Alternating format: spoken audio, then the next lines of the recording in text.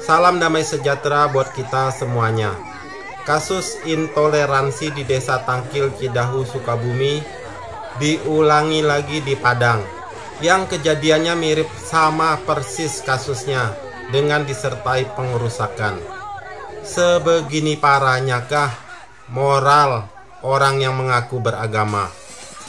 Kita tahu setiap manusia itu punya moral atau bermoral. Itulah yang membedakan manusia dengan hewan. Di dalam masyarakat itu kita tahu ada moral sosial dan ada juga moral agama. Menurut saya semestinya moral seorang beragama yang benar pasti kelakuannya akan jauh lebih baik dari moral sosial pada umumnya. Karena orang ateis yang tidak bertuhan pun punya moral sosial ini, walau dia tidak punya moral keagamaan. Tapi moral sosial seorang ateis dengan sesamanya tidak menjadi dirinya beringas dan kejam walaupun dia tidak punya moral secara keagamaan. Begitu juga dengan rasa sopannya. Pasti menjadi orang yang hormat dan sopan, bukan malah sebaliknya seperti seorang preman yang ingin merugikan pihak yang diincar untuk dijahati. Nah, ini katanya orang yang beragama tapi menjahati orang lain yang berbeda keyakinan agamanya dengan dirinya. Jadi, di mana moral keagamaan yang diamalkannya? Yang seharusnya semakin baik orang beragama, maka akan semakin baik pula budi pekerti dan tingkah laku serta tutur katanya.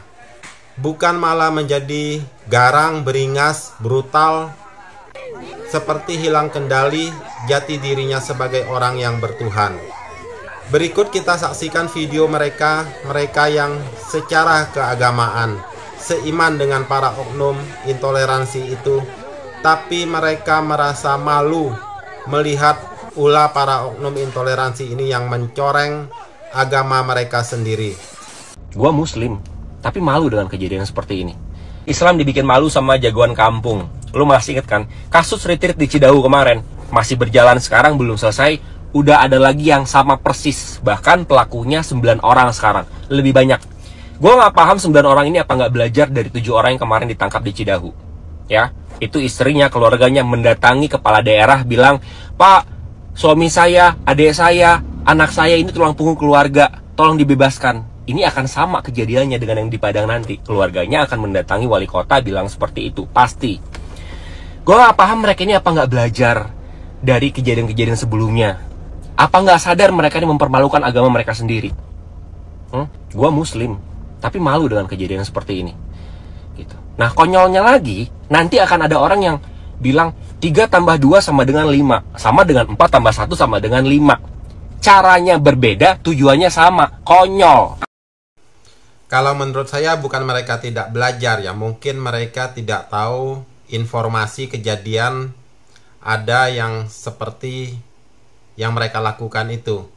Pengerusakan rumah di retret Desa Tangkil, Cidahu, Sukabumi itu mereka tidak tahu kali ya. Mereka tidak melihat di media sosial, jadi informasi itu mereka tidak tahu. Seandainya kalau mereka tahu bahwa tindakan intoleransi, pengerusakan, segala macam itu terus bisa ditindak pidana, ditangkap polisi, mungkin mereka akan mengurungkan niatnya, tidak berani untuk melakukannya. Tapi kalau mungkin mereka sampai tetap berani melakukannya, itulah yang disebut mungkin nekat yang nyata, terlalu gitu. Jadi di sini pemerintah itu semestinya dengan melihat banyak kejadian yang sudah sering terjadi setiap tahun, berapa banyak kasus masalah intoleransi agama ini, makanya harus ambil tindakan yang tepat, yang tegas. Itu SKB 2 menteri atau 3 menteri itu harus dicabut. Karena itulah yang menjadi kendala yang membuat masyarakat itu merasa mereka memiliki kekuatan untuk melakukan tindakan anarkis, intoleransi yang dianggap menjalankan ibadah itu harus punya izin. Karena dengan susahnya mendapatkan izin mendirikan tempat ibadah, itu juga dimanfaatkan oleh mereka untuk melakukan tindakan-tindakan yang merugikan pihak lain yang ingin beribadah, dengan mempersulit dan dengan tindakan segala macam, bahkan berani melakukan tindakan anarkis tersebut. Jadi pemerintah harus bisa melihat masalah ini sebagai darurat yang mengancam kesatuan persatuan kita sebagai bangsa Indonesia. Juga harus beri pengumuman yang saya bilang seperti video yang sudah dibikin yang lalu, bahwa harus diumumkan sampai ke warga dari pemerintah daerah. Ini semestinya Bapak Presiden Prabowo untuk bisa memberikan maklumat perintah tegas kepada pemerintahan daerah, dari gubernur, wali kota, bupati, camat, lurah, RW, RT, untuk memberikan selebaran pengumuman kepada warganya untuk tidak melakukan tindakan yang intoleransi. Sebagai warga harus saling menghormati warga lain untuk menjalankan ibadahnya. Jangan merasa terganggu, jangan merasa benci orang lain untuk menjalankan ibadahnya. Dan jika masih berani warga yang melakukan tindakan intoleransi, maka harus dilakukan tindakan pidana hukum yang maksimal untuk membuat efek jerah kepada para pelaku. Dan ini harus diumumkan kepada seluruh, sampai ke daerah-daerah, seluruh provinsi, baru bisa meredakan tindakan intoleransi ini yang sangat memalukan. Penting yang kalian orang Kristen harus ketahui ya, menurut SKB 2 Menteri, bab 1 pasal 3, kalian umat Kristen berdoa ibadah di rumah itu diperbolehkan dan tidak perlu minta izin siapapun. Umat Islam sholat di rumah boleh, begitu juga kalian umat Kristen ibadah nyanyi-nyanyi di rumah juga boleh. Jadi kalau ada yang larang kalian nyanyi di rumah dengan alasan peruntukan, itu murni intoleransi. Clear ya? Kami atas nama warga masyarakat meminta kepada pihak berwajib agar segera membebaskan warga Padang Sarai yang sedang ditahan. Oh, jadi setelah melakukan perusakan rumah, mecahin kaca, meneror penghuni rumah, bahkan sampai melukai 2 anak kecil, terus kalian minta pelaku dibebaskan gitu? Hei manusia-manusia biadab, pelaku harus dipenjara dan dihukum seberat-beratnya. Intoleransi kok dibela? Permadi Arya atau Abu Janda ini walaupun seorang muslim, tapi sangat vokal untuk menjaga toleransi umat beragama di Indonesia. Dan dia selalu memihak kepada orang Kristen yang selalu dipersekusi. Dan Abu Janda ini adalah sebagai salah satu aktivis yang berani bersuara menentang tindakan intoleransi yang dilakukan oleh kaumnya. Jika orang Indonesia, semua warganya memiliki sifat pemahaman seperti Abu Janda ini, Permadi Arya ini, maka kerukunan antar umat beragama di Indonesia sangat-sangat akan terpelihara dengan baik. Dan kita akan menikmati hidup yang penuh damai di dalam bangsa Indonesia ini sambil kita mengisi kemerdekaan ini. Ini peristiwanya harus ada tindakan tegas daripada negara, gitu loh. Aparat kepolisian jangan ragu-ragu, jangan contoh seperti di Sukabumi itu sangat saya sesalkan sekali. Ya. Di Sukabumi saya lihat tuh bukannya aparat tuh melihat, melerai, melarang dan sebagainya, bahkan ikut nonton, kan sangat disayangkan. Berkali-kali terjadi, selalu ada anak kecil yang melihat dan menyaksikan masalah ini. Ini masalah besar loh. Pak Prabowo itu harus tegas. Menteri Agama yang kemarin mencium Paus Paulus itu di Istiqlal atau di mana itu harus turun tangan. Mana komentarnya? Menteri Agama jangan sampai kayak macan ompong masalah ini urusan beliau. Kalau Menteri Agama nggak sanggup, berikan saya. Ngasih peran Kementerian Agamanya kok tidak memberikan pencerahan kepada masyarakat di seluruh Indonesia, ya, di masing-masing provinsi. Ini harus ada tindakan tegas, gitu loh. Kalau begini terus terjadi, ini akan membuat suatu instabilitas dari mulai akar rumput. Ini sudah banyak masalah-masalah loh di negara ini, ya. Nanti dari satu sisi sudah muncul masalah intoleransi, di satu sisi masalah pertikaian. Contoh kemarin antara FPI dengan PWI. Kemudian masalah ijazah. Ini jangan anggap enteng dengan masalah-masalah ini. Ini embrio akan muncul, diboncengi oleh maksud-maksud orang tertentu untuk membuat gaduh bangsa Indonesia. Hati-hati loh ya. Sebenarnya kemarin saya tidak mau ngomong, tapi ini kok semakin mengakar gitu loh. Jangan hal yang sepele itu dianggap enteng. Tapi nanti kalau kira-kira sudah mulai membesar, baru sadar, tolong pemerintah hadir. Ya. Ini sudah nggak main-main. Ingat loh, masalah yang di Cidahu aja belum selesai. Yang sialnya justru aparat pemerintah itu menjembatani damai dan lain sebagainya. Memang tidak menafikan hal itu, tapi kalau sudah seperti ini peristiwanya, harus ada tindakan tegas daripada negara, gitu loh. Aparat kepolisian jangan ragu-ragu, jangan contoh seperti di Sukabumi itu sangat saya sesalkan sekali. Ya. Di Sukabumi saya lihat tuh bukannya aparat tuh melihat, melerai, melarang dan sebagainya, bahkan ikut nonton. Kan sangat disayangkan. Ini sampai ada yang luka anak-anak dan lain sebagainya. Kan sudah tidak manusiawi. Apa sih yang mau dikejar di sini? Tujuanmu apa sih? Siapa sih dalang-dalangnya membuat instabilitas ini? Ya. Nanti dari hal-hal yang kecil ini bisa merembet ke hal yang besar loh. Ya. Sekali yang saya katakan, negara Indonesia terdiri dari beribu pulau, macam-macam. Ya. Ada yang mayoritas, ada yang minoritas. Hati-hati suatu ketika terjadi dibalas oleh daerah yang lain yang mayoritas. Ya namanya kadang-kadang kalau sudah muncul bisa saja terjadi. Jangan terpancing. Tapi saya berharap wilayah timur saudara-saudara saya nggak usah terpancing. Ingat bahwa imanmu harus kau kuatkan. Ya. Jangan terpancing dengan situasi ini. Ya. Karena kita takwa pada Tuhan yang Maha Esa. Gak usah terpancing, karena mereka juga hamba daripada Tuhan semua ya. Dari manapun agamanya. Saya berharap dengan peristiwa ini ada tindakan nyata dan tegas, langsung sikat.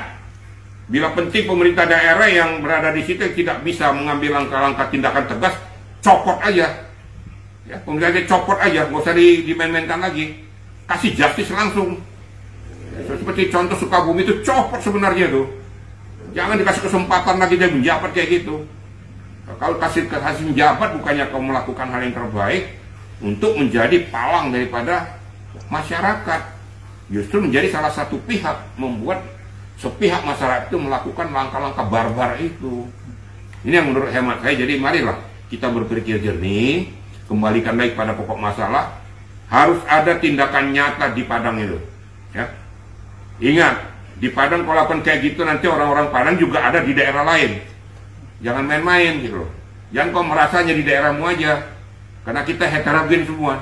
Di mana-mana kita pasti banyak berada. Ya, ada yang mayoritas, ada yang minoritas. Itu menurut hemat saya, media ya. Tapi maksudnya hal-hal seperti ini tuh kenapa selalu terjadi di Indonesia gitu Bang? Kalau menteri agamanya saya jamin tidak terjadi. Ya, saya akan tekankan agar polisi tegas menghukum mereka dan tidak ada damai. Kalau menteri agamanya saya ya, saya jamin itu. Saya jamin 1000% kalau saya menteri agamanya tidak akan ada lagi intoleran. Saya akan tangkap, saya akan kejar mereka sampai ke pelosok. Bang, tapi kalau dilihat dari video tersebut kan cukup mengkhawatirkan ya Bang, mengingat di situ juga ada beberapa anak kecil juga yang diusir dari rumah doa gereja itu. Itu gitu. Udah berkali-kali terjadi. Selalu ada anak kecil yang melihat dan menyaksikan masalah ini. Ini masalah besar loh.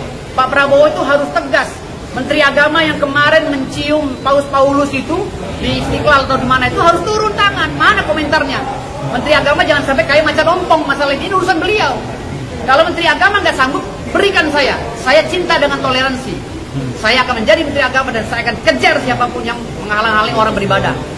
Bang, kalau dari Abang sendiri, menurut Abang nih, analisis Abang sebagai praktisi hukum, apa sih yang mengakibatkan orang itu melakukan tindakan intoleransi seperti itu gitu Bang? Ya, tapi rata-rata itu kan maksudnya orang-orang yang mayoritas ya terhadap karena minoritas. Gini, karena kasus intoleran yang ada di Indonesia ini selalu ujung-ujungnya damai. Dan yang lebih parah lagi yang berusaha mendamaikan itu adalah pejabatnya dengan menjanjikan uang dan lain-lain. Makanya saya bilang dari sini nggak selalu benar. Pejabatnya kadang-kadang tuh turun tangan ngasih duit. Kayak kemarin di Jawa Barat kan, KDM ngasih duit 100 juta, damai begini-gini, akhirnya apa? Orang kalau udah KDM turun kan polisi merasa, wah kayaknya ada sinyalemen nih dari pejabat agar damai lagi. Sebenarnya damai itu nggak boleh begitu. Damai itu harus benar-benar ditegakkan hukum itu. Harus dipenjara orang-orang yang Kalau menurut abang nih, cara penyelesaian KDM kemarin itu salah atau seperti apa, Bang? ya nggak salah juga kan, beliau kan namanya dia pejabat publik, maunya damai, kondusivitas kan. Ya. Nggak mau terprovokasi juga, tapi kan damai bukan cara begitu, harus tegas. Damai boleh tapi tegas gitu. Isinya saya jadi Menteri Agama, udah saya pecat-pecatin semua tuh yang nggak benar, ya, yang di Menteri Agama yang nggak peduli dengan kasus ini. Ini harus ditegaskan loh ini, karena berulang-ulang terus, udah ratusan kali kejadian itu. Masalahnya korban itu kaum minoritas. Guys, lihat ini, minta damai. Nih ya, kalau menurut aku jangan damai guys. Ini jadikan sebuah pembelajaran agar nantinya itu umat muslim tidak sewena-wena gitu ke umat lain juga. Justru aku malu sih guys dengan kejadian ini. Mereka tidak mencerminkan sebagai umat muslim yang sebenarnya. Masa iya sih aparat negara yang jelas-jelas kan bermasalah, masa turun tangan ke yang salah sih? Harusnya ya aparat itu membela korban, bukan membela yang salah. Benar gak menurut kalian? Jujur saya sebagai orang muslim malu semalu-malunya melihat kelakuan orang-orang di Sukabumi ini. Memalukan. Sebagai bangsa saya malu mempunyai umat beragama yang sama dengan saya, kelakuannya sangat biadab seperti itu. Ini akan menjadi sorotan dunia. Dan ini bukan yang pertama, ini yang kesekian kalinya. Negara seolah tidak hadir. Ada apa di bangsa ini? Mengapa pemahaman agama mereka begitu cetek? Saya mengecam keras tindakan biadab sekelompok orang yang mempersekusi remaja-remaja Kristen di Cidahu, Sukabumi. Atas nama teman-teman yang beragama Islam, saya minta maaf kepada adik-adik yang sedang melakukan retreat. Mereka tidak mewakili agama Islam. Mereka hanya sekelompok kecil orang yang punya pandangan sempit bagaimana beragama dan bertoleransi. Mereka bukan wajah yang sebenarnya dari agama Islam. Guys, pada tahu nggak soal kasus perusakan rumah doa umat Kristen yang terjadi di Padang, Sumatera Barat pada Minggu 27 Juli lalu, yang kemudian mengorbankan anak-anak? Yang bikin gue bertanya-tanya, sebenarnya di mana letak hak beragama dan juga beribadah yang seharusnya bisa dijamin perlindungannya oleh negara kita? Gue ceritain kronologisnya ya. Jadi pada hari Minggu lalu, itu tepat pada jam 4 sore, itu tiba-tiba ada massa warga yang berdatangan bawa kayu, pisau, ngelemparin batu, dan juga bersorak bubarkan. Peristiwa ini itu terjadi di rumah doa anak-anak jemaat gereja Kristen Setia Indonesia yang kemudian didirikan karena mereka tidak mendapatkan pendidikan agama Kristen di sekolah. Nah, pada saat sedang dilakukan kebaktian dan juga pengajaran bagi sekitar 30-an anak, tiba-tiba masa nih memukul jendela, kaca dengan kayu, melempar kursi, mematikan listrik, serta merusak barang-barang. Parahnya lagi, itu ada 2 anak yang kemudian mengalami luka-luka akibat dipukuli oleh massa yang berusaha untuk mengusir mereka. Kita hidup di sebuah negara yang cukup sangat beragam sampai dengan agamanya, tapi ternyata toleransi itu masih belum bisa hidup dan mendarah daging di diri kita sebagai warga negara Indonesia gitu. Konstitusi kita, mulai dari pasal 28 UUD 1945, pasal 18 Governance Hak Hak Sipil and Politics, sampai pasal 22 Undang-Undang tentang Hak Asasi Manusia 39 1999, itu udah negasin tentang hak atas kebebasan beragama dan beribadah, yang mana itu merupakan hak-hak yang sama sekali tidak dapat dikurangi dalam situasi apapun, non-derogable right gitu. Kalau misalkan dalam pemantauan kontras di waktu mungkin kurang lebih setahun terakhir, itu ada 23 peristiwa pelanggaran kegiatan keagamaan. Pelakunya terbanyak adalah dari warga, sisanya pemerintah. Pelanggaran dominan itu adalah pertama 10 pelarangan, kedua 7 diikuti dengan perusakan. Peristiwa-peristiwa pelanggaran terhadap kemudian kebebasan beragama, beribadah itu masih kerap terjadi dan akan terus berulang kalau misalkan selain warganya pun pemerintahnya secara tegas gak mau hadir untuk menjamin hak-hak itu dan memberikan perlindungan terhadap jalannya kebebasan beragama dan juga beribadah. Atau bahkan sampai dengan ngorbanin anak-anak gitu kan, kayak Gila. Harapan kita kepada Bapak Presiden Prabowo untuk bisa melihat hal ini dengan cermat, untuk segera mengambil tindakan yang tegas. Kemarin Bapak Presiden Jokowi sudah menjabat 2 periode, tapi tidak ada penyelesaian masalah intoleransi ini. Hanya ada pidato Bapak Jokowi yang hanya isinya prihatin saja, tapi tidak ada penyelesaian sampai ke akar-akarnya. Kiranya di pemerintahan Pak Prabowo ini sebagai presiden bisa melihat hal ini sebagai hal yang sangat penting untuk bisa diatasi sampai ke akar rumput permasalahan masalah intoleransi agama ini, untuk segera mengambil tindakan yang nyata dan tegas. Kiranya bangsa Indonesia menjadi bangsa yang besar karena rakyatnya bersatu, hidup dengan rukun dan damai, untuk saling menghormati antar sesama, antar seluruh perbedaan yang ada di bangsa kita ini. Tuhan Yang Maha Esa akan memberkati kita semua. Amin.